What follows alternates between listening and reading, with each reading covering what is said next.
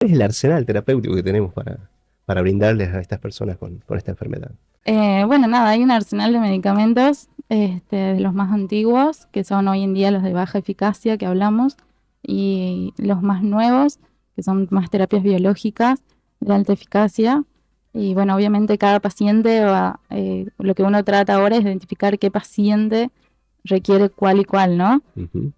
Aunque las últimas guías dicen de que siempre hay que arrancar ahora con los medicamentos de alta eficacia, Ujú. y si el paciente va bien, recién desescalar, que eso antes se hacía al revés. Empezabas con Claro. las de baja eficacia y ahí empezabas a escalar en cuando el paciente fallaba los medicamentos, ¿no? Ujú. Bien, bien, que responde un poco a esto, al fenómeno, al Ah, fenómeno. exacto. Sí, aunque la mayoría de los medicamentos hoy en día en el mercado atacan más la parte inflamatoria y autoinmune que la Ujú. parte progresiva, lamentablemente, ¿no? Sí, bueno, pero tampoco pocas herramientas para. Entramos al tema de esclerosis múltiple. Ujú. Yo creo que entender la fisiopatología, entender los mecanismos de acción de la enfermedad es fundamental, pero hoy en día elegir el tratamiento correcto es tal vez lo que más va a ayudar al pronóstico del paciente. En estos momentos se están corriendo dos estudios multicéntricos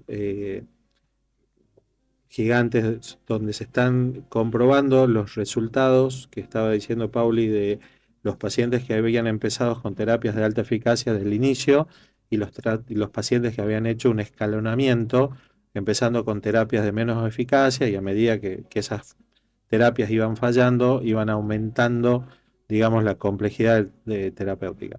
Hoy, los estudios pequeños que comparan estas cosas, los estudios medianos y estos dos estudios que son multicéntricos, con base de datos enorme de pacientes, estamos hablando de más de 50.000 pacientes, todo parece apuntar que tenemos que iniciar con medicamentos de alta eficacia. Ujú. Hoy los medicamentos de alta eficacia están dirigidos casi exclusivamente, casi, a los procesos inflamatorios de la enfermedad.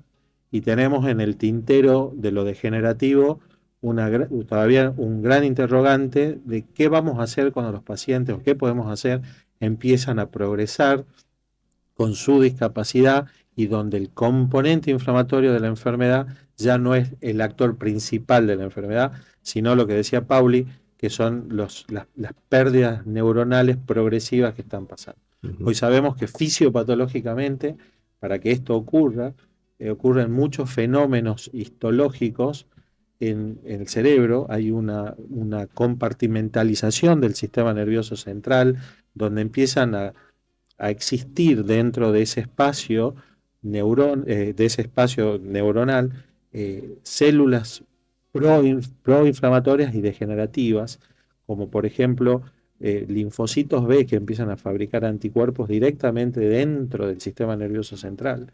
Hay una activación de otras células defensivas Que antes no se conocía que no eso. se conocía, que son la microglía Ujú. y la importancia que tiene la activación de la microglía en la progresión de la enfermedad y cómo podemos intervenir en esos procesos. Todo el arsenal que tenemos hasta ahora, todo, no puede actuar en eso. Ujú. Entonces, si bien hay algunos fármacos, muy pocos, que demostraron una eficacia, Disminuir un poco la progresión. una eficacia en pacientes que tenían formas progresivas y poder detenerla un poco con respecto al placebo, que fue mejor, ligeramente mejor. Digo, esos fármacos en la población, si yo se le aplico a todos los pacientes, solamente puedo beneficiar a uno o a dos. Y los otros 8 o 9 van a seguir progresando pese a ese tratamiento. Ujú. Entonces, en el capítulo de progresión de esclerosis múltiple, que termina siendo un problema muy serio que vemos todos los días en el consultorio, todavía estamos en deuda. Ujú.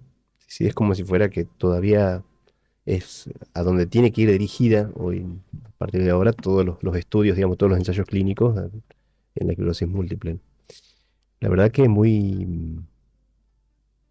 interesante. Bueno, Esperemos ahora los nuevos fármacos que se están probando, ujú. en Sí, teoría sí, sí. apuntarían un poco a eso.